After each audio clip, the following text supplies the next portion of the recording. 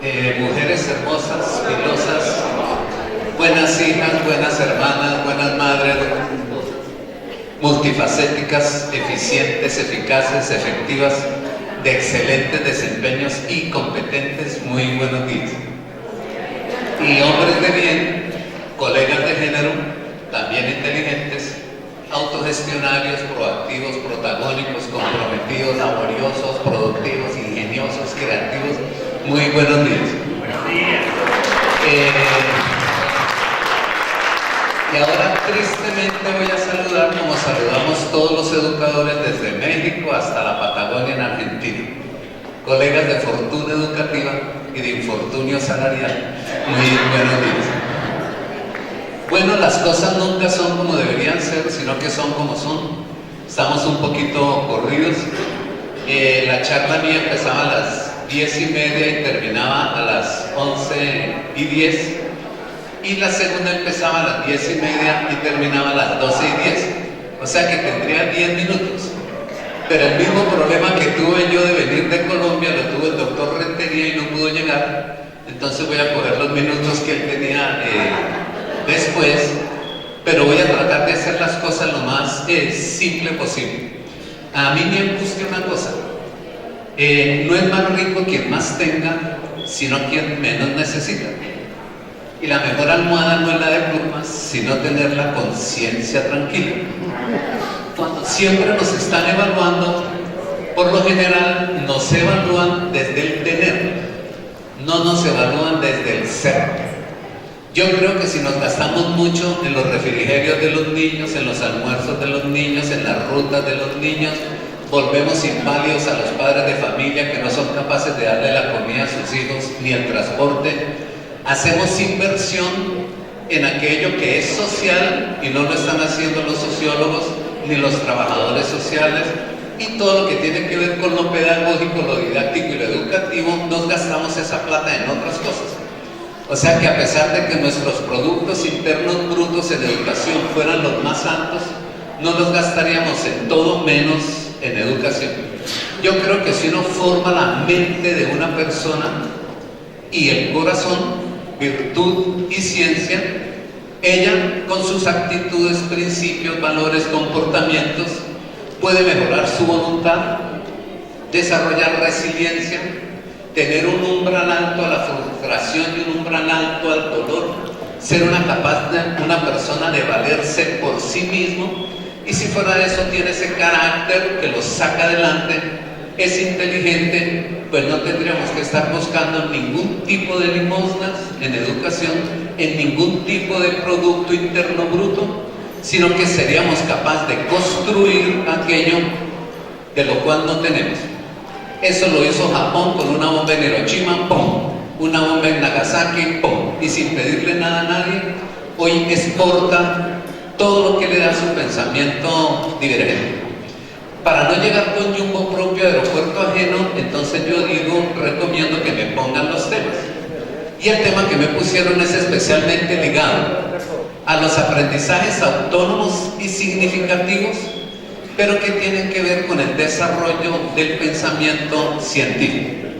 Entonces, de forma muy sencilla y de forma muy humilde, voy a tratar de desarrollar ese proceso en el menor tiempo posible. Por ahí hay un libro para las personas que estén interesadas, porque como el libro es mío, si no lo vendo yo, ¿quién lo va a vender? Pero el libro es simplemente se llama Aprendizaje Autónomo y Cognición, y lo que voy a dar resume lo que está desarrollado en todo el libro: cómo formar una persona que aprenda por sí mismo y resuelva sus propios problemas, para estar jodiéndole la vida al papá, a la mamá, a la tía, al cuñado, para que salga por sí mismo adelante. Entonces voy a comenzar con lo siguiente. La mente ha sido trabajada desde hace mucho tiempo en distintos niveles y condiciones. Cuando se pensó que una persona podía transmitirle sus conocimientos a otro y podría transmitirle sus habilidades y destrezas, podía transmitirle sus principios, sus valores, sus actitudes, sus comportamientos, podría transmitirle su oficio. Entonces se pensó que la educación era informal, basada en la información, y que la educación era no formal, basada en el trabajo que aprendiera a hacer una persona. No habían escuelas. Las escuelas, las únicas que habían, tenían una mente, escuela, que viene de escuela, que significa sitio de diversión, y eso lo crearon los griegos. La escuela era la que encontraba la vocación, el talento, para qué sirve esta persona. Entonces lo voy a orientar para que de ahí aprenda lo que necesita para poder entender su propio talento. Y a pesar de que se hablaba de entendimiento y comprensión, no se había definido el concepto. Y fuera de que ya lo entendió, entonces que esa persona pudiera vivir dignamente de eso. O sea, vocación. Yo quiero, eso es lo que yo quiero hacer, tengo expectativa, interés, motivación, pasión, yo quiero. Entonces espere a ver si sirve para eso. Lo oriento y le doy los conocimientos. Y ahora lo que usted quería, sabe de eso, pero no sabe hacer nada con eso y hay que mantenerlo. Entonces le voy a desarrollar los hábitos, las habilidades y las destrezas. Cuando empieza a aparecer la escuela considera que eso siguió haciendo la educación, y esa educación informal la tenían los abuelos y los padres. No había luz, no habían escuelas, y simplemente los abuelos le transmitían a sus padres y sus padres a sus hijos los principios, los valores, le regulaban las actitudes y los comportamientos, le transmitían la herencia cultural, la idiosincrasia, las tradiciones, el folclore. Y entonces uno decía, soy como mi papá, y mi papá decía, soy como mi abuelo. Y la niña decía, soy como mi mamá, y mi mamá decía, soy como mi abuelo. Entonces, la primera preocupación de la educación no era de la escuela, sino de la familia, y era formar hijos excelentes a imagen y semejanza mía. Uno hacía los negocios así. Dame la mano. Claro que sí. No, la mano. La palabra es la palabra. Así es. Y así sabía el otro era honesto, que lo que sabía hacer lo hacía bien. Lo segundo era que esta persona me salió buena gente, pero hay que mantenerla. Es hermosa, tiene fe, fraternidad, servicio, compromiso, justicia, equidad, tolerancia, asertividad, empatía, pero no sabe nada ni sabe hacer nada. Entonces nos obligaron a hacer lo que el abuelo y el padre hacían, y nos transmitieron de forma no formal, o sea, no a través de la educación que era diplomas, nos transmitieron las habilidades, las destrezas, los hábitos, las rutinas. Nos hicieron eficientes, eficaces y efectivos en algo que sabían hacer ellos y que había hecho siempre la familia, y que incluso respondía al apellido de esa familia. O sea, lo importante es que usted sea buena persona y sepa hacer algo bien. No importaba mucho el saber. Hoy a eso se le llama educación no formal, pero ahora se le está llamando técnicas y tecnológicas, y se le llaman oficios. O sea, mano de obra barata, obrero calificado y bobo útil. ¿Dónde está la mente? Si el hombre es mente, cuerpo y alma, ser, saber y saber hacer, sentir, pero al mismo tiempo pensar para poder inteligentemente actuar. Y de esa forma, con inteligencia y con principios y valores y virtudes, entonces vivir y convivir lo mejor posible. Y segundo, aprender a aprender por mí mismo, aprender a pensar, y con ese pensamiento aprender a emprender. Ya se sospecha que en América Latina, en el año 2050, ningún latinoamericano tendrá empleo. Solamente tendrán empleo aquellos que convierten su propio talento en su propia empresa. O sea que si la escuela no cambia y termina enseñándole a todos lo mismo, en la misma forma, el mismo día, con el mismo método, y terminan con unas hojas de certificación buscando unas competencias que él ni quiere tener ni aspira a tener porque su vida es completamente diferente, esa escuela habría que cantarle hoy entre todos así: quien cree en ti, Señor, no morirá para siempre. Esa escuela está muriendo. Entonces, la primera escuela que se creó era virtud y ciencia. Lo primero que hicimos fue acabar la virtud. Y lo segundo, creer que la ciencia es imposible y ahora creemos que solamente vivirá bien aquel que sepa hacer algo aunque no lo entienda. Y hay otros que estudian el libro, lo entienden muy bien, pero no lo saben hacer. ¿En dónde está el problema? Dos inteligencias básicas, inteligencia emocional y la inteligencia que tiene que ver con el pensamiento divergente, la capacidad de tener ingenio, creatividad, capacidad de innovación e invención para poder resolver problemas. Y el conocimiento nos acerca, pero ya no es tan importante. No es tan importante desde que está en Wikipedia y está en Google, significa que el conocimiento no es importante para la escuela. De nada le sirve a una persona saber leer si no entiende lo que lee. Entonces, ¿cuál fue la tarea de Giovanni? ¿Cuándo empieza esta locura? ¿Cuándo empiezan las primeras estrategias didácticas desde Comenio y empiezan a mejorarse los procesos de enseñanza que podríamos llamar como una enseñanza de lo que yo sé, para que el otro por lo menos sepa lo mismo que yo? Y de ahí han surgido en América Latina, recorrido por Giovanni país por país, porque a muchos de ustedes los he visitado en sus países, ya aparecieron 35 modelos pedagógicos. Comenio, Rousseau, Montessori, Pestalozzi, Webster, Brunet, Freinet, de Crowley, Lancaster, Light, Dewey, Kerchsteiner, Claparede, Skinner, Bloom, Gagné, Bandura, Guilford, Piaget, Erwin, Novak, Auswell, Hanesian, Vygotsky, Van Parreren, Van Over, Mendescaya, Perkin, Gardner, Forresten, Stenberg, Nicholson, Goleman y Paul Freire. Dejé de último Paul Freire porque es el único de América Latina. Brasil. Aquí está la bandera de Brasil, pero no me encontraba ningún brasileño todavía. Creo que está peleando por Lula para que pueda quedar presidente a pesar de todas las vicisitudes que hay. Y él construyó un modelo pedagógico que lo llamó la pedagogía de la liberación, en contra de la pedagogía del oprimido. ¿Quién es el oprimido? Que la escuela que se inventó en la época que se inventó la empresa, por eso mañana voy a ver administración pedagógica, porque la escuela, como se inventó cuando se inventó la empresa, está haciendo las mismas cosas de la empresa: planea, organiza, enseña, dirige, evalúa y controla. Pero como yo soy el que planeo, no el alumno, yo soy el que lo organizo, él ya no se sabe organizar por sí mismo. Yo soy el que le enseño, como si él fuera incapaz de aprender por sí mismo. Yo lo dirijo, como si él no tuviera proyecto de vida. Y fuera de eso, yo lo evalúo para decirle que usted no sabe lo que yo sé. Y fuera de eso, lo controlo y lo expulso. Entonces yo creo que esa escuela hay que repensarse. Y a la larga no es una utopía, porque hay muchos que hemos podido demostrar que hay otros caminos que permiten solucionar esos problemas. Mi querido Caro, ya lo estoy viendo de Chile, y él también puede dar testimonio de eso. Entonces Giovanni se puso a hacer lo siguiente: ¿qué tienen de común esos 35 personas que se dedicaron a que el otro pudiera aprender algo? ¿Qué tienen de común?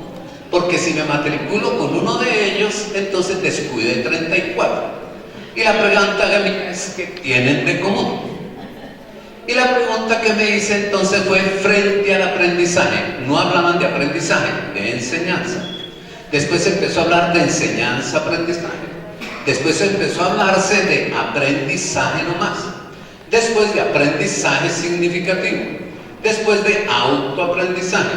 Después de aprendizaje autónomo. Después de aprendizaje mediado. Y hoy se construyó una epistemología del aprendizaje. ¿Por qué? Porque la primera persona que le enseñó a otro no había aprendido de nadie, sino de sí mismo. ¿Cómo rastrear eso? La neurolingüística lo ha hecho, las neurociencias lo han hecho, pero hablar de neurociencias aquí, pintar el cerebro, no tiene sentido, porque somos pedagogos y nosotros necesitamos mirar una cosa curiosa.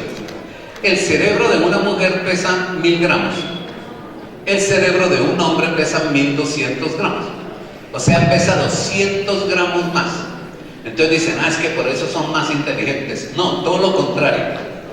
Porque esos 200 gramos que pesa más es un cuerpo calloso de unas neuronas que se dañaron y no nos permiten hacer 2, 3, 4, 5 o 6 cosas al mismo Lo explico. De forma sencilla, la pedagogía es el arte de hacer sencillo lo complejo. ¿Estamos? Entonces, somos unos locos que conquistamos a las mujeres dándoles un batazo en la cabeza, ¡pum!, cogiéndolas del pelo y embarazándolas. Estoy hablando de las cavernas. Entonces estoy hablando de los que pasan el estrecho de Bering y se van poblando y que fueron clasificados algunos como antropomorfos, como con forma de animal, y se parecían más a los gorilas, más a los orangutanes. Incluso el hombre forma parte del reino animal. Por eso tenemos nombre científico, Homo sapiens. Pertenecemos al filum Chordata, al subfilum Vertebrata. Pertenecemos a la clase Mammalia, a la subclase Euteria, o sea, placenta, al orden Primates, al suborden Anthropomorpha, a la familia Hominidae, y el nombre científico Homo sapiens, el hombre sabio. ¿Qué tal si no fuéramos sabios? ¿Dónde estaríamos? Es el único que no se ha adaptado. Cambia la realidad por no tener que adaptarse a ella.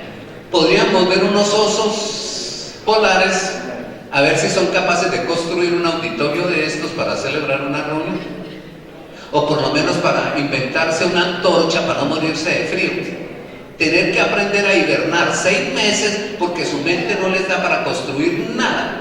Y estamos en las escuelas tratando a los alumnos como si fueran un animal, un oso que no tiene la capacidad de valerse por sí mismo. Entonces, ¿qué tienen en común todos estos autores? Tienen en común lo siguiente: que todos están de acuerdo que para poder enseñar y otra persona poder aprender, se necesita tener en cuenta 2 tipos de contextos. El contexto externo en el que está la persona y el contexto interno que tiene ella en los sitios en donde aprende. O sea que el aprendizaje tiene unos factores que son exógenos y otros factores que son endógenos. Como vamos a hablar de la escuela, entonces lo que está fuera de la escuela es exógeno y lo que está dentro de la escuela es endógeno. Abro la puerta, entro al salón de clase, lo que está dentro del aula es endógeno. Lo que está en los patios de recreo son exógenos a la clase, pero son espacios dinámicos de formación en la escuela. Pero yo salgo de la escuela y ellos se encuentran en la sociedad y se encuentran factores que son exógenos. ¿Estamos? Entonces, si usted estudia 6 horas diarias, de 24 horas al día, hay 18 horas de estos niños expuestos a factores exógenos. Por eso las primeras escuelas que se inventaron fueron internados y 24 horas adentro del internado para poder tener el control 24 horas de que esta persona se pueda formar bien. De ahí salieron las comunidades religiosas y de ahí salió la ética, salió la moral, salieron las virtudes, salieron los valores, las actitudes, los comportamientos y salió una forma de vida. Hasta que empezamos a odiar a los buenos. Adán y Eva en el paraíso no tuvieron suegras ni suegros, vivían en un paraíso, tuvieron una peleita Adán y Eva por una naranja o una manzana o por una culebra, tuvieron hijos, Caín y Abel, y vino uno con una carraca de burro y mató al otro, y hubo uno bueno que se dejó matar con tal de no meterse en líos. ¿A quién le echamos culpa? ¿A Dios? ¿Al paraíso? ¿O a la autonomía o a la capacidad inteligente que tiene una persona de hacer consigo mismo y con el otro lo que ella cree conveniente? Si no tiene valores, es egoísta, entonces es una persona mezquina, es una persona tacaña y es una persona que su mente, su corazón y sus manos la puso al servicio de dañar a otro para poder creer ser quien debe ser. O sea, hacer lo que me dé la gana no es una tarea de aprendizaje. Aprender a querer hacer lo que aún no quiero, pero porque me toca, esa es una tarea de la inteligencia. O sea, cuando uno dice, yo no quiero hacer eso, ¿por qué? Si nunca lo ha hecho. O sea, ¿usted por qué rechaza la propia posibilidad de aprender usted mismo a hacer las cosas? Y ahora cuando mi papá me hace todo, entonces el problema es mucho mayor. Factores exógenos están afuera, factores endógenos están dentro. Como el aprendizaje se cree que se da en el aula, mentiras que se da en casa, en cualquier sitio, incluso puede haber una escuela sin muros que se interrelaciona con los contextos y el contexto también se aprende. Pero se clasificaron históricamente así. Así llegaron a la primera escuela. Entonces hay una niña que es anoréxica, quiere ser modelo, camina así, está que se desmaya, se come medio frijol y vomita medio, con tal de no engordar. Y entra a clase y se sienta a punto de desmayarse, uno le tiene que poner un palo ahí para ajustarla. Pero al lado se sienta una como yo, que no me siento, sino que me acomodo y me desparramo, colesterolémico, ¿estamos? Pero al lado se siente una niña que llega tarde con una cantidad de besos pintados aquí y la mamá regañando a los profesores, ay, de que le pase algo a mi hija, que es la niña de mis ojos, la de mano. En cambio hay otra que llega con el ojo morado, todo desbaratado, porque el papá es un borracho y le da duro. Y yo entro y veo los 4 sentaditos. Y yo digo, hoy vamos a ver la ecuación de estado de los gases. La presión por el volumen es igual al número de moles multiplicado por una constante R, que es 0.082 atmósferas por litro sobre grados Kelvin por mol, multiplicado por la temperatura en grados Kelvin. Y cuando vieron, ¡pum!, se cayó la anoréxica, ¡pum!, se estalló el colesterolémico, empezó a berrear la consentida y la otra toda frustrada, agarró a darme palo como su papá le da. Y yo digo, pero es que la ecuación de estado es para todos. ¿Quién dijo que había ecuación de estado para anoréxicos, para colesterolémicos? O sea, se está creyendo que lo que tiene que ver con el aprendizaje está supeditado a lo que le pase a una persona afuera. Y hoy se ha demostrado que aquellos que menos tienen, su mente se dispone más a aprender para salir de la situación. Pero aquellos que más tienen, el día que se lo quiten, no son capaces de volverlo a lograr y no son capaces de resolver su problema. Hoy se conoce que los problemas del mundo los producen las personas que tienen, no las que no tienen. Las personas que no tienen producen alternativas para suplir las carencias que generan aquellas personas amadas que lo tienen todo. ¿Qué va a hacer la escuela frente a eso? Si, como se decía anteriormente, no tenemos plata, no tenemos aulas, ¿qué hacemos? ¿Cerramos las escuelas? Cierra las escuelas, pero no deje de lado la educación. Y usted sin escuelas y sin recursos se da cuenta que ahora le toca ser inteligente para que el otro aprenda de la nada. ¿Por qué? Porque él no es la nada. Él tiene toda la capacidad para salir adelante sin escuelas, sin maestros y sin adultos, a imagen y semejanza de Dios. Yo voy a demostrar esto y diría, Rousseau dijo el hombre nace bueno y la sociedad lo corrompe, porque lo dijo hace 200 años, pero San Juan Bosco inmediatamente le dijo, los salesianos, si el hombre nace bueno y la sociedad lo corrompe, entonces necesitamos formar 2 espacios dinámicos de formación para enseñarle a las nuevas generaciones a no dejarse corromper. El primero es la familia. Pero cuando la familia falle porque se va a inventar la industria y la empresa y van a ser sacados de la familia las personas para ponerlas a trabajar para otros, entonces se necesita una escuela que los ame, una escuela que los entienda, una escuela que los reprenda y una escuela que los forme. Y esa escuela la da la vida. Y utilizó una frase, como lo hizo Champagnat, estamos en el colegio Champagnat de San Juan Bautista de la Salle, que cuando creó los hermanos de las escuelas cristianas los creó con una frase: maestro es aquel que da testimonio con sus actitudes y comportamientos del mundo nuevo que anuncia. Pregunta, ¿tenemos mundo nuevo por anunciar o clases por dictar? Ese es el problema. Si tenemos clases por dictar, creemos que vinieron a aprender naturales, sociales, lenguaje. Pero si vinieron a anunciar, los aprendizajes son distintos. Aprender a ser, aprender a sentir, aprender a actuar, aprender a vivir, aprender a convivir. Si usted aprende a ser un buen ser humano, a manejar sus afectos, sentimientos y a regular sus emociones, a evitar los conflictos y las frustraciones, a ser una persona con principios y valores éticos y morales, a ser una persona íntegra, que tiene una forma de verse con el otro y tiene valores para facilitar la vida del otro. Entonces usted aprendió a ser persona, no aprendió a ser animal, pero aprender a saber algo y saberlo bien, saber hacer algo con lo que aprendí, entender, comprender lo que aprendí, aplicarlo en situaciones concretas y proponer alternativas de solución a problemas desde lo que aprendí. Entonces a eso se le llama aprendizaje, no es las áreas del conocimiento nomás. ¿Estamos?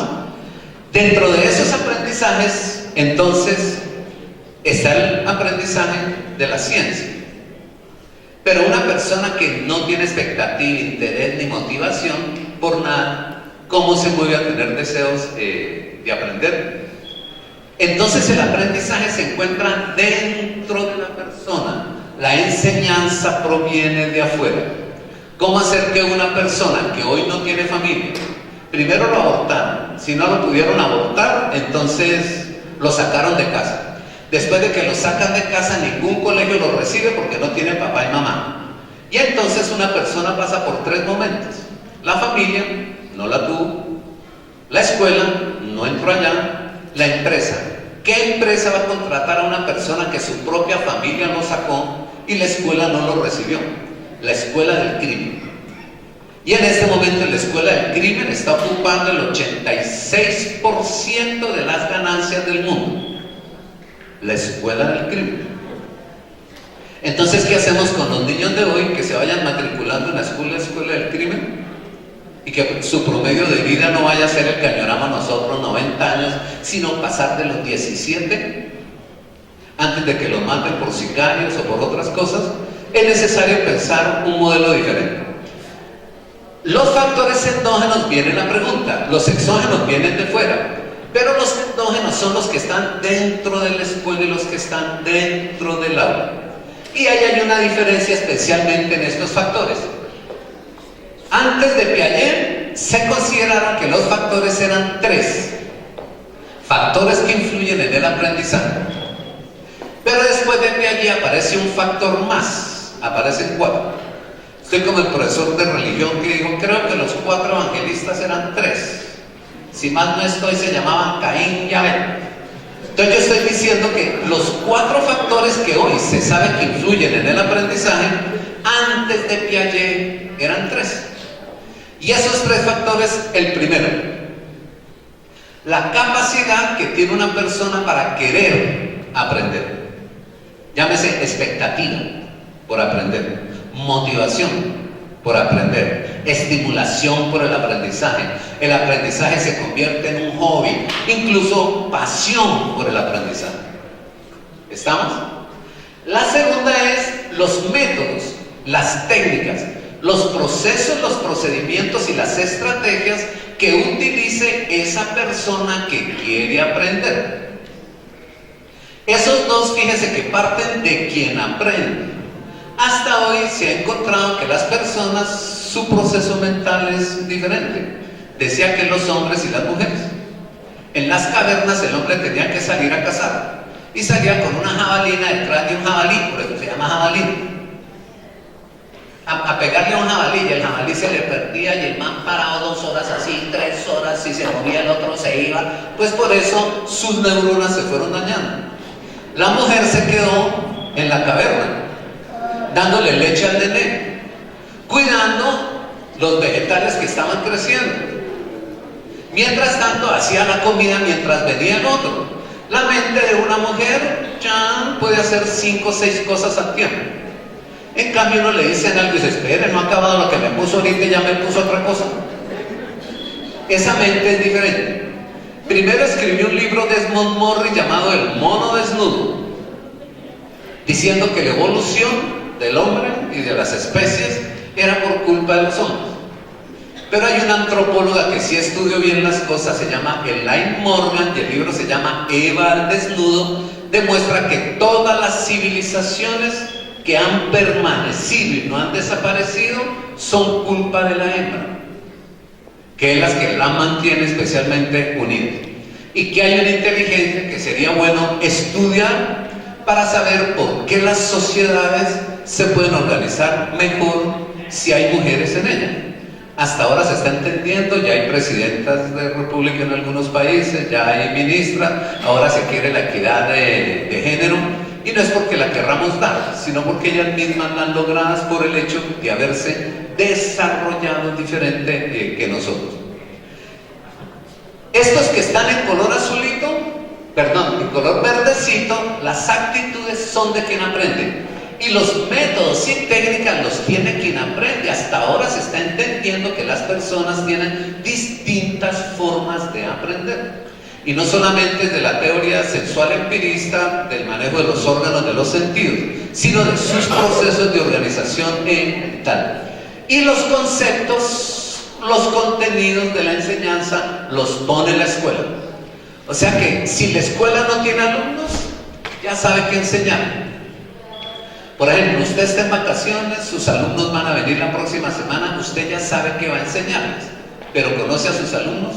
No. Entonces, ¿usted por qué ya sabe qué les va a enseñar? Y a todos les va a enseñar lo mismo, y ya lo tiene planeado, programado, incluso se consigue un brujo, un hechicero, y con una bola de cristal mira el futuro y dice: la tercera semana de septiembre le voy a enseñar tal cosa. Y cuando llega el alumno dice: ah, no, pero este es un mongólico, este es un idiota, este es un estúpido, ¿cómo le voy a enseñar eso? Ese no le sirve a la escuela. El que no le sirve a la escuela es a usted. Porque usted cree que todos son iguales. Y el hombre por naturaleza es singular, único y irrepetible. O sea que el contenido es común a todos, pero las actitudes, disposiciones son diferentes y los métodos y técnicas con los que se aprende son diferentes. A Colombia, por ejemplo, en el año 94 llegaron estas 3 tareitas que fueron descubiertas entre todos hace más o menos 400 años. O sea, miren el retraso. O sea, no llegaron con Colón. ¿Estamos? Y por eso se pusieron los logros actitudinales, los logros procedimentales y los logros conceptuales. Y nos pusimos muy felices por lo siguiente. Pues a ver si con esta mano alcanzo a señalar, a que si me hago aquí, así quedo como Hisco. ¿Sí lo ven? Pero voy a señalar aquí. Si yo quiero aprender, tengo expectativa, interés, motivación y pasión, encuentro el método más apropiado. Y con esos deseos y pasión, y con ese método aprendo. Pero no entiendo lo que aprendo. No comprendo lo que aprendo. No aplico lo que aprendo, no sé hacer nada con lo que aprendo, y si sé hacer algo, eso que sé hacer no me sirve para nada, entonces usted aprendió, pero no aprendió significativamente porque no sabe qué hacer con lo que aprendió en su vida y en las situaciones que usted vive. Cuando empieza a aparecer el aprendizaje significativo, entonces empieza a aparecer un aparato cognitivo diferente. Quiero aprender, tengo el método, aprendí, entiendo lo que aprendí, aplico lo que aprendí, analizo los resultados de la aplicación que hice, entonces saco mis propias conclusiones, tomo postura crítica y constructivamente resuelvo el problema. A eso se le llama aprendizaje significativo. O sea que la escuela está enseñando a aprender lo que nosotros aprendimos, pero no lo está enseñando a las personas a utilizar el aprendizaje en situaciones concretas en la vida así. Cuando empieza a aparecer esas aptitudes intelectivas, entonces se empieza a sospechar que la escuela tiene una falla. Y esto comienza desde Piaget. Entonces, antes de Piaget, Comenius, Rousseau, Montessori, Pestalozzi, Freud, Bernstein, Bruno, Freinet, de Crowley, Lancaster, Light, Dewey, Kerstenstein, Clavaret, Skinner, Bloom, Gagné, Bandura, Guilford, pensaban en esas 3. Y después de Piaget, entonces Piaget, Hans Evelyn, Novak, August, Belhanesian, Vygotsky, Van Parrene, Manover, Mendizkaya, Perkin, Garner, Forrest, Steinberg, Nicholson, Gottman, Paul Freire, están de acuerdo que hay que aprender a aprender. Hay que aprender a pensar. Y producto de aprender a pensar y a aprender, entonces emprender y proponer. Entonces aparece el pensamiento divergente. ¿Qué hicieron los psiquiatras? En vez de entender eso, se inventaron las clínicas psiquiátricas. Para que aquel que pensaba de forma divergente iba al manicomio. Psicótico, neurótico, maníaco, depresivo, esquizofrénico, ciclotímico. Hoy, el manicomio más grande del mundo queda en Silicon Valley, California, en donde están todos los ingeniosos, creativos, innovadores, inventores y las personas que con pensamiento divergente viven dignamente de sus inventos. Y el hombre fue a la luna. ¿Cómo fue? Cuando a un loco lo sacaron de una clínica psiquiátrica para que dijera, usted hace rato está encerrado ahí porque iba a ir a la luna. Y sacó los planes, mostró cómo se hacía un cohete y un inteligente dijo, se puede ir y es financiero. ¿Qué hicieron los coreanos del sur y los japoneses? Revisar todos los manicomios y sacar a todos esos locos y decirles, hágalo, yo pongo la plata. Y de ahí salió ese celular Samsung que usted tiene para hablar con su abuela de Puerto Rico, y desde aquí usted está hablando, ya no está en la clínica psiquiátrica, está ganando plata por pensar diferente. Así será el futuro. Nuestros niños nacieron en la edad de la ingeniería, ingenio, creatividad. Entonces la diferencia está aquí. Yo no puedo decir que sea inteligente, porque hay personas inteligentes que no saben nada, no quieren nada y tampoco saben hacer nada. Y son inteligentes. Pero ese muchacho tan inteligente, ¿por qué no aprende nada? Porque una cosa es ser inteligente. ¿Qué diferencias hay entre esa situación? Entonces, si yo quiero, tengo el método, aprendí y hago uso de lo que aprendí, es que hay algo en la mente de la persona que se le llama autonomía, capacidad de optar, capacidad de elegir, capacidad de decidir y capacidad de actuar asumiendo sus propias consecuencias. Esa capacidad es la que le da el nombre al aprendizaje autónomo, la autonomía. O sea, creemos en las escuelas que aprender autónomamente es aprender lo que yo quiera. No, aprender autónomamente es tener suficientes capacidades diferentes a las que tienen los demás para aprender de forma diferente sobre lo mismo. ¿Más o menos ubicados? Entonces, esas aptitudes intelectivas, que son la diferencia entre las personas, porque el contenido es el método, de pronto la pasión puede ser la misma. Por ejemplo, todos los futbolistas tienen la misma pasión. Pero ¿por qué Messi juega y hace semejantes goles tan hermosos? Y cuando ve que todos los defensas son altos y tiene un tiro libre y los manes van a saltar, pues la tira por debajo y la hace por debajo. Y entonces, yo quería que la metiera por arriba. No, la idea es hacer el gol de acuerdo a las condiciones que se presentan. En todas las situaciones, la misma situación se coge de forma diferente por parte de las personas. Estas son las corrientes después de Piaget. Las funciones cognitivas son 26 y esas 26 funciones cognitivas son propuestas por Ruben Feuerstein, un judío rumano que estuvo preso en los campos de concentración en Nauru y vio que la raza judía se iba a dañar porque los niños estaban sufriendo procesos cognitivos escasos o nulos. Y entonces se inventó un modelo, modificabilidad estructural cognitiva, con un programa llamado PEI, no proyecto educativo institucional, sino programa de enriquecimiento instrumental para mejorar las condiciones cognitivas de las personas. Y él definió 26 funciones cognitivas. Yo voy a narrar la segunda función cognitiva para hablar cuando empecé de lo que dijo Rousseau: el hombre nace bueno y la sociedad lo corrompe, y lo dijo hace 200 años. Pero si él estuviera sentado aquí con nosotros hoy, diría: el niño entra bueno a la escuela y la escuela lo daña. Por ejemplo, voy a hacerle esta pregunta a niños de preescolar, basado en la expectativa, el interés y la motivación. Les voy a hacer después la misma pregunta a niños de quinto, sexto y primaria. Después la misma pregunta a niños de secundaria, final de la secundaria, y a otros al final de la prepa o al final del bachillerato.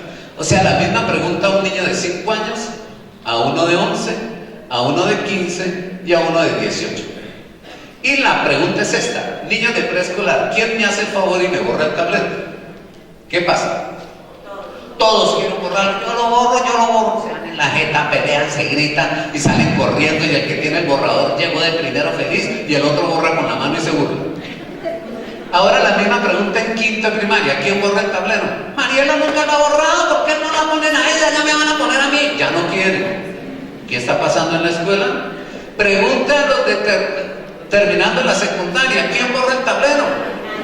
¿Que quién borra el tablero? Nadie dice nada. De pronto un bobo levanta la mano y todos le dicen: chupa, sapo, lambón, salte aquí.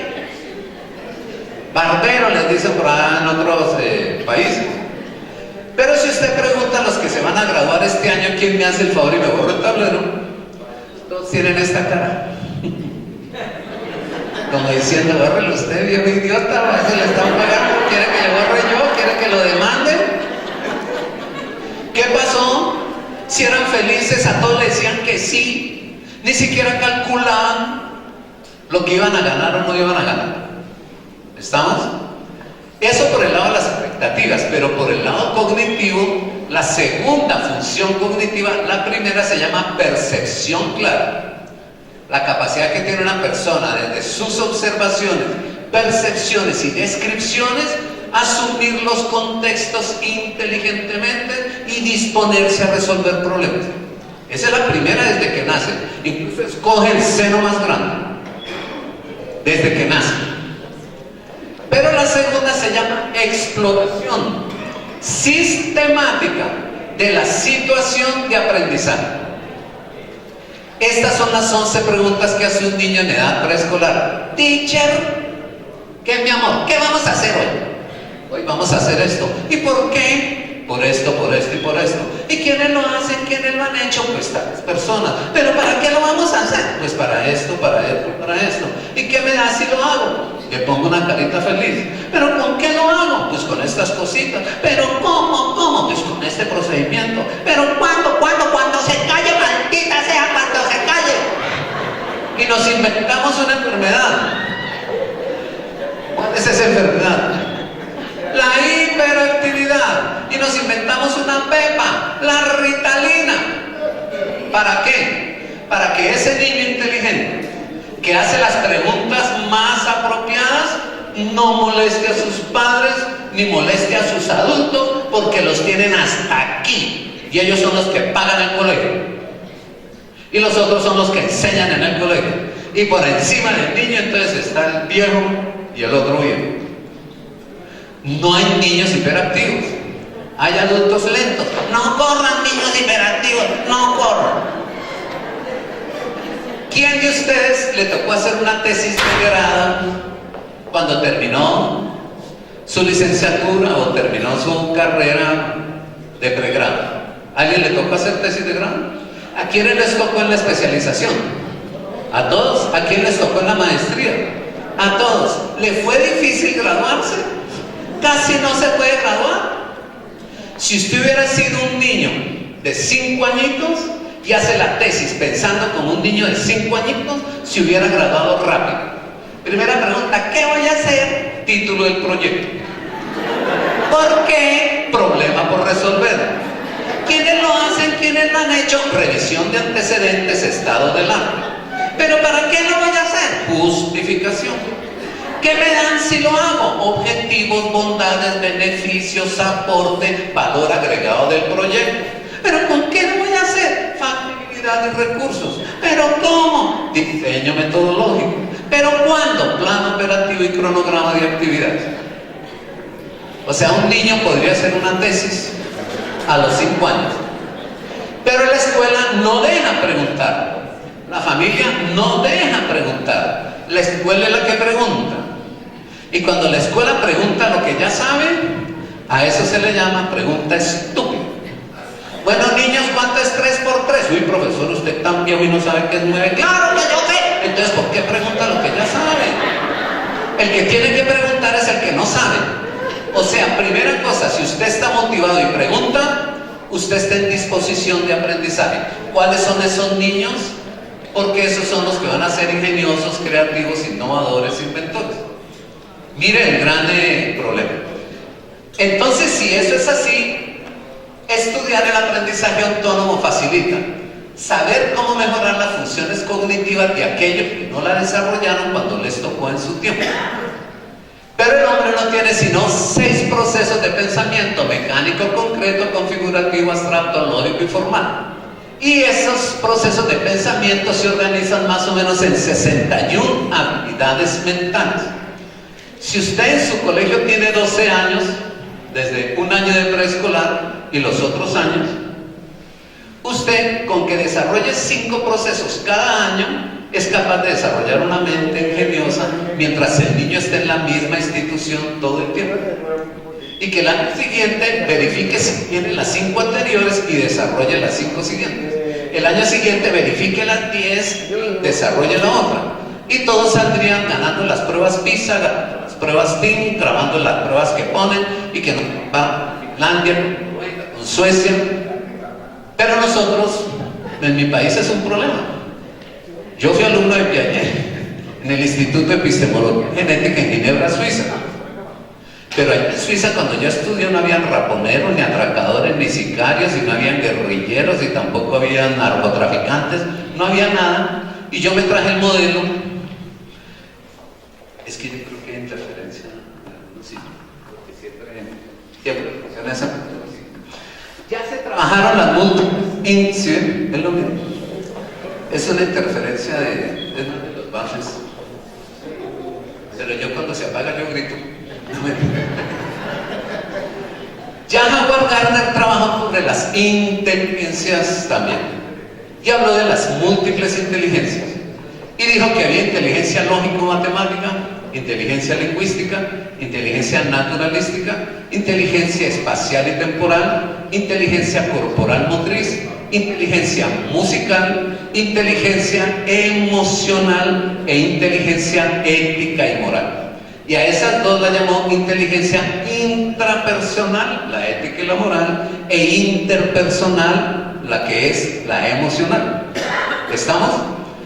Cosa curiosa, si ustedes revisan, en el año 2013 había un congreso en Monterrey, y el congreso era sobre valores. Y ese congreso se llamaba Valor de la Sabiduría. Y a mí me tocó con Howard Gardner en el mismo panel. O sea, si ustedes miran y se meten ahí en ese modelo de valores, entonces usted encuentra que aquí está Howard Gardner y Giovanni está ahí. Ahí empezaron a creer en mí en Colombia cuando me vieron al lado de ese man. Y yo le hice la pregunta de amigos: ¿y usted por qué pensó que habían 8 inteligencias? Porque los currículos de las escuelas tienen 8 áreas nomás. El área de matemáticas para enseñar aritmética, geometría, álgebra, trigonometría, cálculo integral y cálculo diferencial. Entonces usted habla de la inteligencia lingüística porque en todos los colegios enseñamos fonética, fonología, semántica, sintaxis, gramática, ortografía y literatura universal, literatura latinoamericana, literatura colombiana, literatura peruana. Usted habló de la inteligencia naturalística porque todos dictamos biología, química, física, educación ambiental. Usted habló de la inteligencia corporal motriz porque todos enseñamos artes plásticas y escénicas, educación física, recreación y deportes, o sea, motricidad fina y motricidad gruesa. Usted habló de inteligencia musical porque en la escuela se dicta por allá una horita de música, con una flauta o alguna cosa. Usted habló de inteligencia ética y moral porque en las escuelas se enseña filosofía y dentro de la filosofía se enseña noceología, ontología, ética, moral y estética y religión fuera de eso y espiritualidad. Usted habló de la inteligencia emocional porque en la escuela están prohibidos los besos, prohibidos los abrazos, prohibidas las caricias. Y él me dijo: usted es de Colombia, ¿cierto? Sí. Entonces le voy a decir qué diferencia hay entre el currículo que tenemos y la inteligencia. Me dijo: ¿cuáles son las áreas más importantes en Colombia en las escuelas? Yo dije: matemáticas y español. Entonces me dijo: escoja una. Y dije: donde yo coja matemáticas, me da vueltas. Entonces yo dije, yo escojo español. Y me hizo esta pregunta que les voy a hacer ahorita. Y así solucionó el problema. La inteligencia de él, con un ejemplito, solucionó el problema. ¿Cuántas horas de español o castellano, porque se llama a veces en algunos países así, cuántas horas de español o castellano se dictan a la semana en las escuelas? Dígame un número. 5, una diaria. Hay un dicho que dice que si uno está aprendiendo su propio idioma, el currículo debe tener 1 hora diaria. Esto es de hace casi 150 años. Segundo, si yo voy a aprender un idioma que no es el mío, pero tiene las mismas raíces, entonces debe trabajar 10 horas a la semana. Por ejemplo, en el caso de italiano y el español, que tienen origen latín, entonces serían 10 horas. Si usted aprende un idioma que tiene raíces diferentes, 15 horas a la semana. Por eso los colegios bilingües tienen 15 horas de inglés. A veces. Pero mire lo que me dijeron ustedes, 5 horas a la semana. Usted ubíquese en esos niños de aquí de Perú, Guatemala, Honduras, Nicaragua, Salvador y llegando hasta Argentina. Todo niño latinoamericano estudia 5 horas de español a la semana. ¿Estamos? Y un año escolar tiene 40 semanas. O sea, todo niño latinoamericano más o menos estudia 200 horas de español al año. Durante 12 años estudia 2.400 horas de español y se presentan a primer semestre en la universidad. ¿Qué dicen de esos niños en la universidad? No saben leer, no saben escribir, tienen una letra idiota, una ortografía pésima. No, Dios mío, eso no saben ni qué es un pluscuamperfecto. Pues yo tampoco. Pero tuvieron 2.400 horas de español. O sea, les enseñaron español, pero no les enseñaron ni a hablar, ni a leer, ni a escribir. ¿Todos ustedes saben leer? Sí. ¿Cuántas horas al día le dedica a la lectura? ¿Qué libro ha leído últimamente? Por lo menos que ha visto en la calle. ¿Saben escribir? ¿Ha escrito algún libro? ¿Una página? ¿Una carta de amor? No. Somos analfabetas funcionales. Porque como tenemos la capacidad, nos damos el lujo de no utilizarla. Simplemente por el hecho de que no quiero y la escuela que no quiera, en vez de apretarle un poquito. No para que la gente quiera, sino para que se dé cuenta que sí puede incluso lograr cosas inverosímiles que no quería hacer precisamente porque desconocía todo acerca de ellos. Si eso es así, entonces estas inteligencias tienen una cosa curiosa que yo ahorita la voy a presentar. Dependiendo de las funciones cognitivas que yo tenga, de su nivel de desarrollo, del tipo de inteligencia, del tipo de proceso de pensamiento que tiene el último nivel, en el caso de cualquiera de nosotros, y de sus habilidades, entonces estos son el potencial de aprendizaje que tiene una persona. O sea, sería la aptitud, la capacidad intelectiva que la persona tiene. ¿Estamos? O sea que si no desarrollamos eso, los alumnos, por más de que quieran, no aprenden porque tienen actitudes. Yo quiero, pero no tienen aptitudes, capacidades. Y se están quedando sin esas capacidades. Si yo organizara todo esto en un esquemita, hasta que era bueno.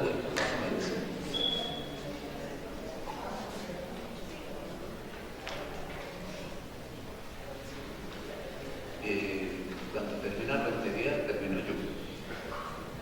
Más o menos. No, si es para que me diga, para yo ajustarme a las normas. Entonces, miren cómo lo organicé. Todo esto está en el libro. Usted va a copiar de aquí mi correo. Cuando yo pongo al final un gracias, aparece el correo y usted me escribe: Giovanni, lo prometido es deuda. Me lo puede escribir hoy. Y posiblemente esta misma noche le esté llegando este material. ¿Estamos? Entonces, miremos esta esquina de aquí. Yo me voy a hacer 7 preguntas básicas para saber si mi alumno va a aprender bien. Esa es la didáctica de Escuela Transformadora. Primera pregunta: cómo generar expectativa, interés, motivación y pasión en los alumnos para canalizar su atención, su participación y su comprensión. Esa es la primera pregunta. Pero la segunda pregunta es, ¿en qué nivel educativo estoy? ¿Y en qué área del conocimiento estoy trabajando? Por ejemplo, estoy trabajando en ciencias naturales en tercero de primaria. Entonces yo digo, de acuerdo al tipo de la inteligencia suya, naturalística, y de la capacidad cognitiva de los niños de tercero de primaria, ¿cuál es el proceso de pensamiento que usted debe desarrollar? El tipo de habilidades mentales que el niño debe potenciar y las funciones cognitivas que él debe adquirir. Si usted no sabe eso, a todos les va a enseñar lo mismo, el mismo día, la misma hora, con el mismo método. Pero si usted sabe que para este tipo de niños el método es diferente, entonces el problema se resuelve. Ahora sí, ¿cuáles serían los métodos, técnicas, procesos y estrategias que yo utilizaría para motivarlos? ¿Que yo utilizaría para desarrollarles los procesos cognitivos? Esa es la pregunta 3. ¿Y cuáles serían los hábitos, las habilidades y destrezas que ellos deben desarrollar al trabajar esos contenidos? ¿Con qué nivel de ciencia, eficacia y efectividad para que lo demuestren a través de sus desempeños? Y entonces, ¿cuáles serían las competencias cognitivas que él debería alcanzar? Cuando ya haga todas esas preguntas, ahora sí digo, ¿qué es lo que voy a enseñar? En pocas palabras, la escuela está hecha al revés. Primero cuadramos qué es lo que voy a enseñar. Y si no quieren, que se larguen. Y si no entienden, que se largue. Y si no aprenden, que se largue. Y si no trabajan, que se largue. Y si no se desempeña bien, que se largue. Y si no tiene destrezas, que se largue. O sea, la escuela está hecha para que el que entre lo más pronto posible se largue. Entonces sale una norma del ministerio: prohibido expulsar a un alumno. Y ahora decimos, ¿y entonces qué hacemos con los deshonestos? Que se larguen. No, usted tiene 12 años para enseñarle a ser honesto, a no ser que usted sea deshonesto. ¿Qué hacemos con los brutos? Que no se larguen. Usted tiene 12 años para enseñarle a pensar inteligentemente, a no ser que usted sea el bruto. Si usted es el bruto, ¿por qué no se larga usted? Ah, no, porque la escuela se hizo para el que enseña. Alumno que llegue tarde le baja un punto, y los que llegamos temprano, eso es obligación. Alumno que no trajo el cuaderno le pongo un 0, y los que lo trajimos pues escriban ahí, para eso lo trajeron, ¿me crean pendejo? La escuela se hizo para quien enseña, en este siglo es para quien aprende. Por eso estamos hablando de aprendizaje. Entonces hay una diferencia sutil que está en un color. Antes de Piaget habían niños motivados que tenían un buen método para aprender, y las escuelas les enseñaban y los alumnos repetían, pero no entendían, no aplicaban, no analizaban, no interpretaban, no argumentaban, no proponían. Yo soy producto de esa escuela. La evolución de los organismos invertebrados hasta llegar al nombre es la siguiente: protozoos, mesozoos, poríferos, cementeros, tenóforos, nemertinos, platelmintos, rotíferos, nematelmintos, nematomorfos, acantocéfalos, briozoos, braquiópodos, moluscos, anélidos, artrópodos, ketonautas, pogonóforos, equinodermos, semicordados, peces, anfibios, reptiles, aves, mamíferos y el hombre. Uy, se sabe la evolución.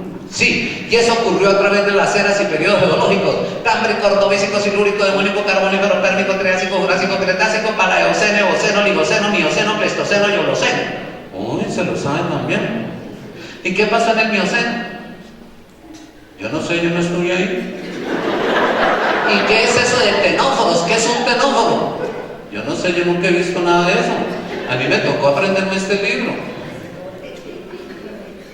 Yo molesto con los elementos de la tabla periódica: hidrógeno, litio, sodio, potasio, rubidio, calcio y francio. ¿Y para qué? ¿Para poder dar este ejemplo? ¿De qué sirvieron? ¿Cuáles son los elementos del segundo grupo, Giovanni? Beridio, magnesio, calcio, estroncio, bario, radio. ¿Por qué el calcio está en el segundo grupo? Yo no sé, lo puso Mendeleev. Pregúntele a él, lástima que el viejo se haya muerto. Y ustedes se rieron. Hoy un niño dice: qué bueno que preguntaron a Giovanni. saca Google y escribe ¿por qué el calcio está en el segundo grupo? Y Google es el que tiene el entendimiento, la comprensión, el análisis, la síntesis y la respuesta. Porque si es del segundo grupo tiene 2 electrones de valencia. Los electrones de valencia van de acuerdo al número de electrones del grupo al que pertenece. Hay una ley que se llama la ley del octeto, que todo elemento tiene la capacidad de tener 8 electrones en el último nivel. Los que tienen 2, le faltan 6. Mendeleev era cristiano o católico en ese tiempo. Y cosa curiosa, hizo la tabla periódica con un principio bíblico. Al que tiene se le dará, y al que no tiene, aún lo poco que tiene se le quitará. O sea, mire lo curioso, que si un elemento es del primer grupo porque tiene un electrón y le faltan 7, es más fácil que él regale el único que tiene a quedarse a esperar que algún idiota que tiene 7 le regale los 7 cuando el haga ayudo quiere tener 8. ¿Sí me entienden?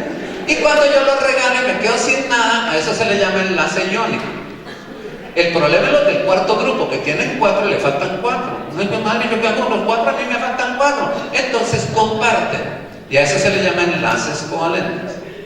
En la química de los enlaces iónicos no hay sino 4 compuestos: óxidos, ácidos, hidróxidos y sales. Pero en los que comparten hay alcoholes, éteres, aldehídos, cetonas, aminas, amilas, cianuros, ácidos carboxílicos, vitaminas, hormonas, enzimas, carbohidratos, alcaloides, ácido nucleico. O sea, la clave es compartir, que eso lo dijo él. Enseñando con la química la religión. En cambio nosotros quitando la misa para hacer prácticas de laboratorio. O incluso demoler las iglesias para organizar los sitios donde vamos a jugar billar y vamos a jugar bingo, como ha pasado en algunas instituciones. Este fenómeno que está aquí, hay una diferencia y está en este color. Me da pena decir el color. ¿Qué color es este que está de fondo? ¿Cuál es? No, no es de fondo. Aquí es color azul de fondo, azul de fondo, azul de fondo, pero en las aptitudes intelectivas tiene un color especial, como beige, como caca, ¿cierto? Eso es lo que ocurre. Que en la escuela es tarea, no tiene sentido. No quiero que mi niño piense. Incluso la persona que lo va a contratar no lo va a contratar si tiene contenidos claros. No lo va a contratar si es inteligente, me va a molestar la empresa. Lo va a contratar si es una mano de obra barata, es un bobo útil y es un obrero calificado. O sea, una persona que hace lo que yo necesito que haga. La escuela no puede formar a esas personas hoy. Tiene que formar los creadores del futuro. Ya se sabe que en el año 2050 en mi país ningún colombiano tendrá empleo. Solamente tendrán empleo aquellas personas que conviertan su talento en su propia empresa. En este año 2050 las 3 enfermedades en Colombia, por encima de la diabetes y el paro cardíaco, serán la soledad, la depresión y el suicidio.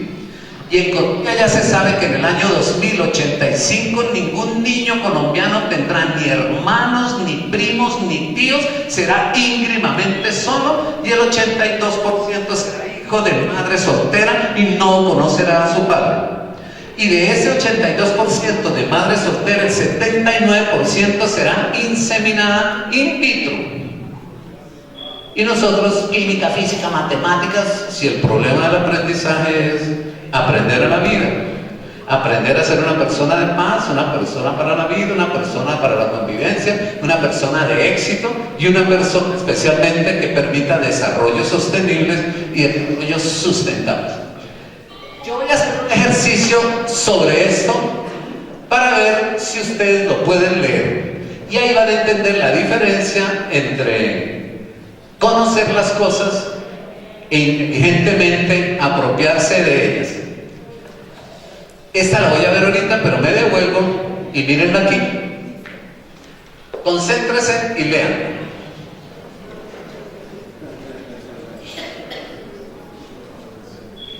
¿Alguien ha levantado la mano?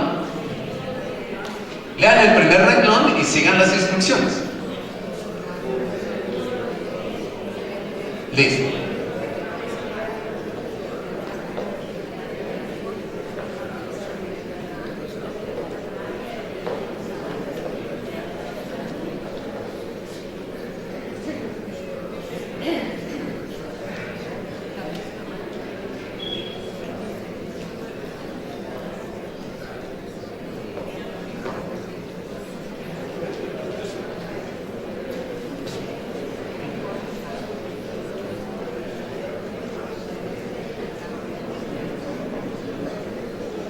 ¿Terminaron? ¿Alguien quiere pararse aquí y leerla? Sí, cualquiera que pase y la lea. Yo ahorita la leo más despacio. Vení para acá, Venezuela. Un apoyo para Venezuela.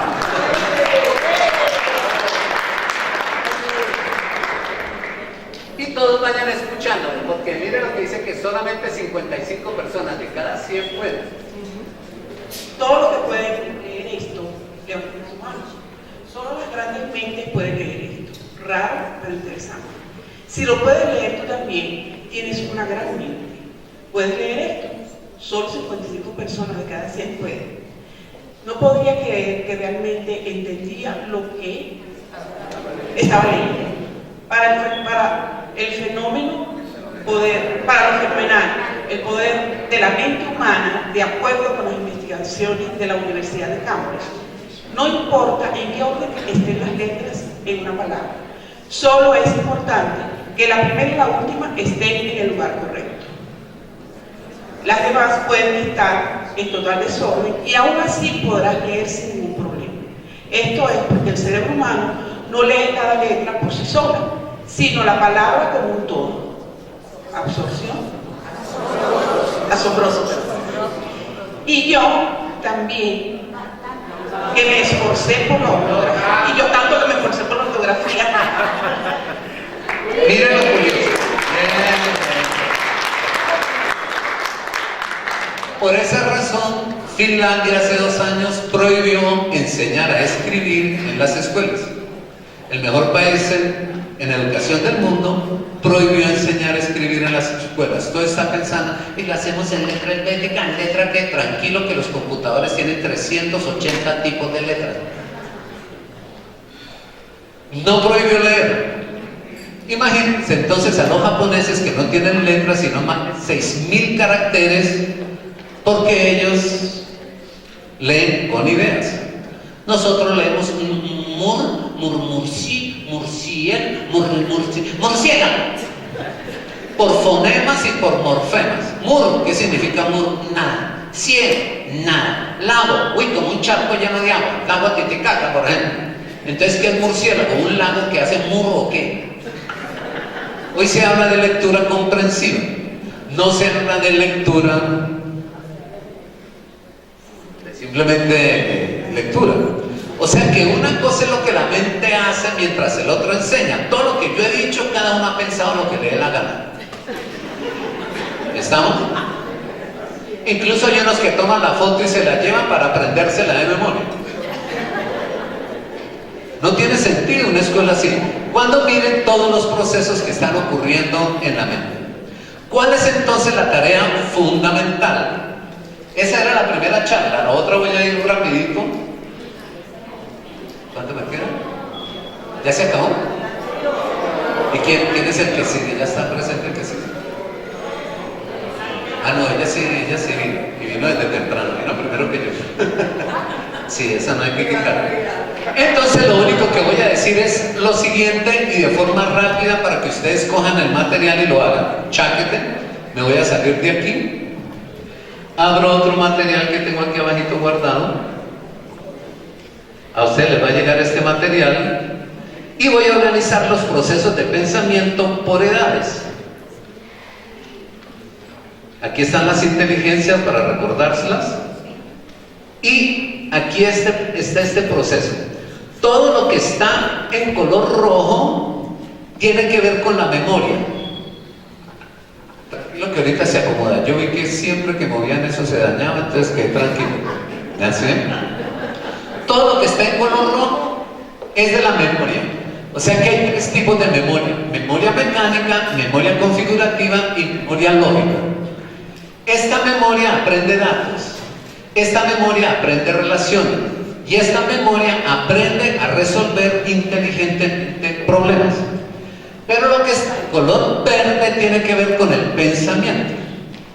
Entonces este sería pensamiento concreto, pensamiento abstracto, pensamiento formal. Estos dos forman las competencias interpretativas, estos dos las competencias argumentativas y los dos últimos las competencias propositivas.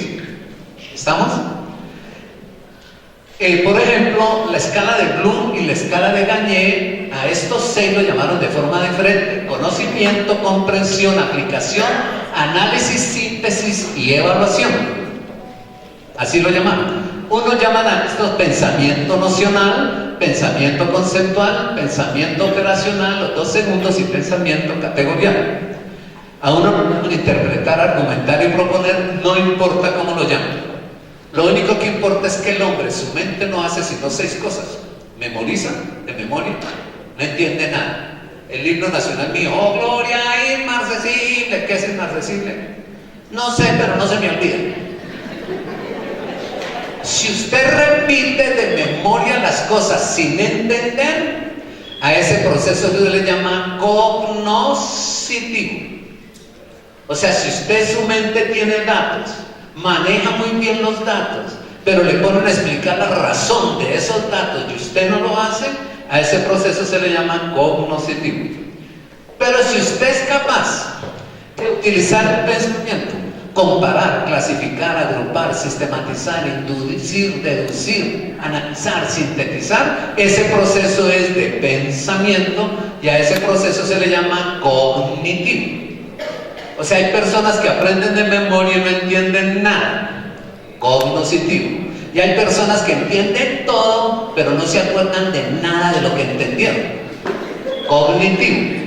Pero si usted tiene los dos, a ese proceso se le llama intelectivo. O sea, que toda cosa que pase por mi mente, yo la entienda, la comprenda, la aplique, haga uso de ella, eso es intelectivo. Si pasa por mi mente y se queda ahí, pero yo no la uso para nada, ni me significa nada, ni sabe por qué la tiene uno ahí, como cuando uno canta una canción. Anoche que nos poníamos a cantar y empezó un pianista por allá mientras comíamos, y el pan, nosotros cantábamos, le poníamos la letra, ni el viejo cantaba y nosotros no la sabíamos. ¿Por qué si eran de todos los países y todos no sabíamos esas letras? Y uno ni siquiera se sabía que se la sabía. Ni siquiera nunca la cantó ni nada. Ahí empezamos a cantar todos. Ese proceso es cognoscitivo. Tengo en la mente, pero no sé explicarlo, ni interpretarlo, ni argumentarlo, ni discutirlo, ni generar nada nuevo. En cambio hay unos que tienen todo entendido, todo comprendido, pero se les olvida. Por ejemplo, ¿de quién estoy hablando? Habla así. Es un rumiante. Masca pasto a toda hora. Tiene una ubre de 4 pezones. La ordeña. De ahí sacan queso, yogur, leche. A su esposo lo torean los toreros en la plaza. ¿De quién estoy hablando? De la vaca. O sea que usted tiene inteligencia. Pero el que dice, ay, sí, lo tengo en la punta de la lengua, allá uno, ¿cómo es que se llama, profe? Yo sé, dígame la inicial, la V, pero con la vocal, la A, sí, allá va uno. Si usted no da con el dato concreto, usted es cognitivo, es un genio que no sabe nada. Y usted dice que es un filósofo, está pensando, ¿y sobre qué está pensando? No sé, no le he puesto nombre todavía.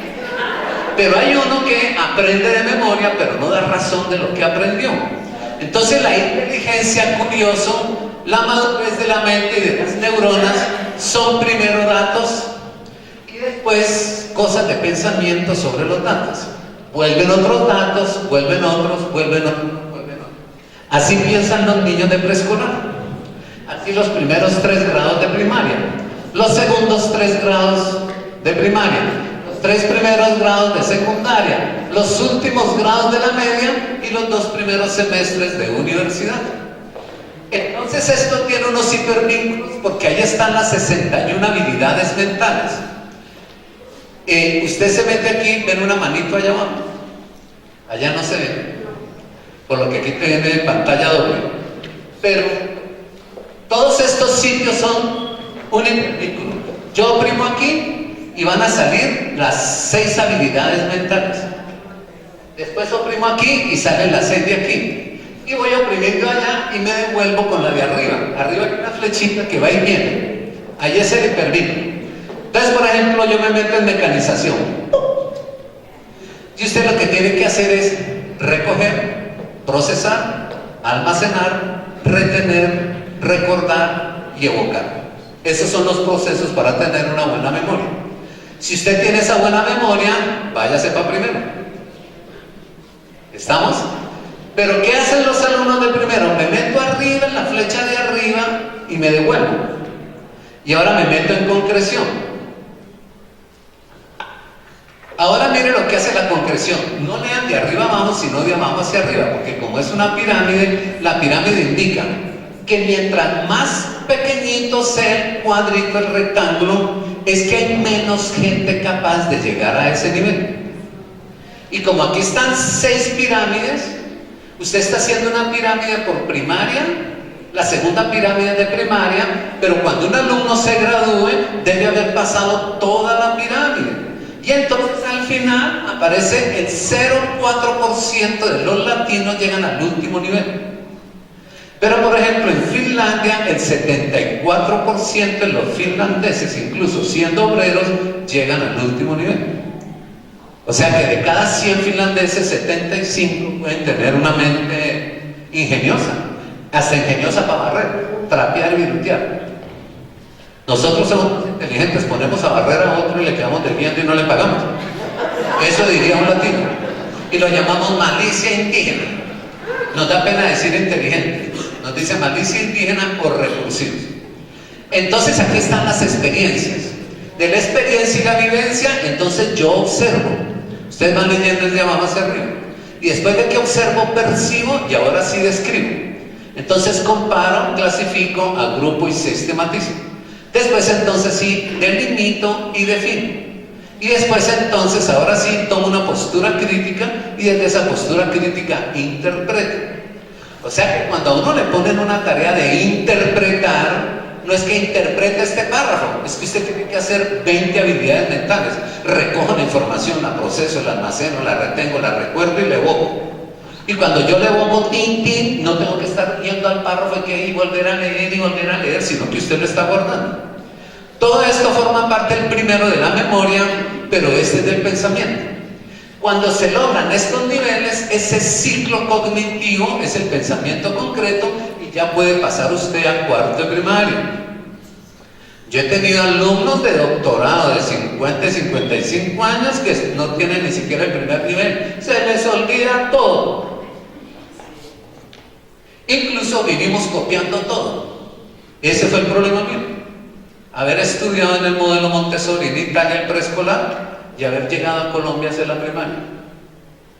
Y entonces en la primaria colombiana la profesora tenía una libreta para cada alumno y escribía papitos de Marchelito.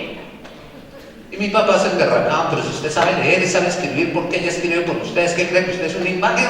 Y me pegaba a mí, ¿por qué me pegaba a mí? Hable con ella.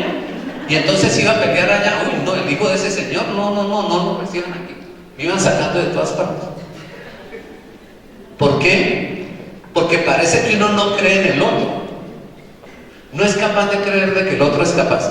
Voy a devolverme entonces rapidito. La que sigue tiene que ver con los elementos, funciones, relaciones. Aquí empiezan los mapas conceptuales. De ahí empieza Joseph Noval todo su trabajo. Me devuelvo y aquí empieza el pensamiento abstracto. Entonces aquí es donde comienza el constructivismo: componga, recomponga, vaya a las partes, al todo, induzca, deduzca, analice, sintetice, concluye, proponga, argumente. Aquí empieza el pensamiento científico, cómo frente a un problema usted establece, formula hipótesis, establece relaciones lógicas, usted selecciona variables, opera las variables y usted propone alternativas de solución. Y finalmente, entonces ahora sí, pensamiento formal, que tiene que ver que esa propuesta que usted hizo para resolver el problema, experiméntela y demuestre, compruebe y verifique que usted sí es capaz de hacerlo. Cuando usted demostró, entonces justificó, porque a través de la evidencia usted convence a los otros. La evidencia no se cuestiona, ese es el punto de partida de la etnometodología. La evidencia no se cuestiona. Como ya le aprobaron, entonces usted lo aplica en situaciones pequeñas Por ejemplo, si usted dice que quiere desarrollar los procesos mentales y coge a todos los alumnos y les cambia el método, no, coge una muestra, coge un grupo y si con ellos les va bien, ahora sí aplíqueselo al resto, no vaya a dañar el colegio. Incluso trabaje con los malos, no con los buenos, no dañe a los buenos, arregle a los malos. Esa es la idea. Y ahí puede hacer las transferencias y transformaciones. Y cuando usted tiene esa capacidad, surge el ingenio. Con la cosa que a usted le llega a la mente, entonces creativamente lo organiza. Pero después, ahora sí, hace una innovación. Y ya con esa innovación usted hace un invento. Si usted tiene esto, termina siendo ingeniero. Si tiene el anterior, termina siendo medio. Si usted escasamente tiene el primero, o sea, yo me devuelvo aquí, y usted escasamente tiene el primero, usted termina periodista. Recoge datos, los almacena, se acuerda, pero usted no ha entendido nada. O sea que, por más bajo que usted esté en el nivel, sirve para algo. Y cada uno tiene la posibilidad con su mente de hacer una profesión. Y la profesión tiene que ver con la capacidad de pensamiento de las personas. Si usted tiene el último nivel, es que puede hacer todas las profesiones. Mire lo curioso. Y la mente fue diseñada para el último nivel. Pero parece que la escuela fue diseñada para que usted no tuviera sino un nivel. Porque la escuela se la inventaron los industriales y los empresarios. Para yo planear lo que él debía hacer. Yo organizar en el curso a través del cual yo enseñarle lo que tiene que hacer. Dirigirlo. Y fuera de eso, amaestrarlo. Y fuera de eso, evaluarlo y echarlo si no funciona. Pero si no lo puedo echar porque me queda faltando gente, entonces controlarlo. Pues resulta que así se inventó la escuela. Y lastimosamente nuestros ministerios están utilizando ese criterio para evaluar a las escuelas, con el control y la evaluación. Ni siquiera con una buena dirección, ni siquiera con una buena información, ni siquiera con unos buenos recursos de organización, y mucho menos con unos criterios de planeación. O sea, cuando es más importante el control y la evaluación, es que los que tienen que hacer las cosas ni siquiera lo han planeado bien. Por eso lo mejor es trabajar los factores internos. ¿Alguno de ustedes quiere ser presidente de la República? ¿Quiere ser alcalde? ¿Alguno? ¿O usted aspira a cerrar la puerta de su clase y que ningún alumno le falle, todos quieran venir, todos aprendan, todos sean inteligentes? Su trabajo está cerrando la puerta. Haga eso cerrando la puerta. Y ojalá, si usted es bueno, subiera con sus propios alumnos.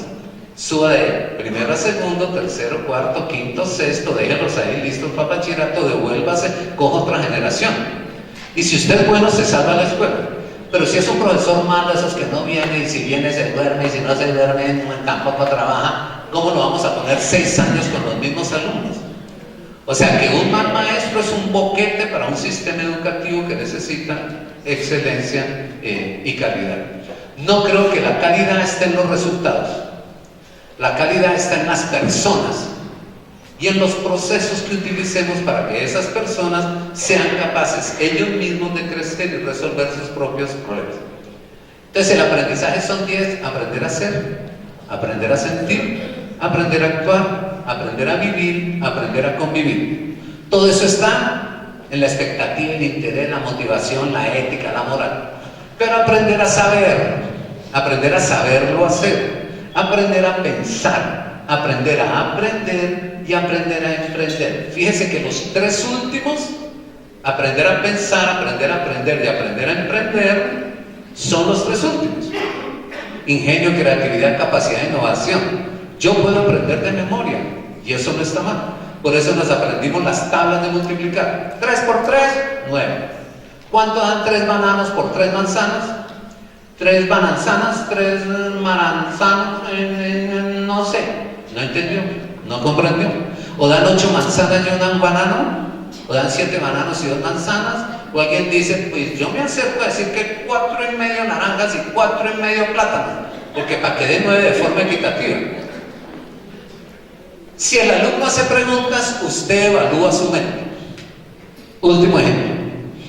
Hoy vamos a hablar de lo que le pasa a las personas que se van al cielo, se van al purgatorio o se van al infierno.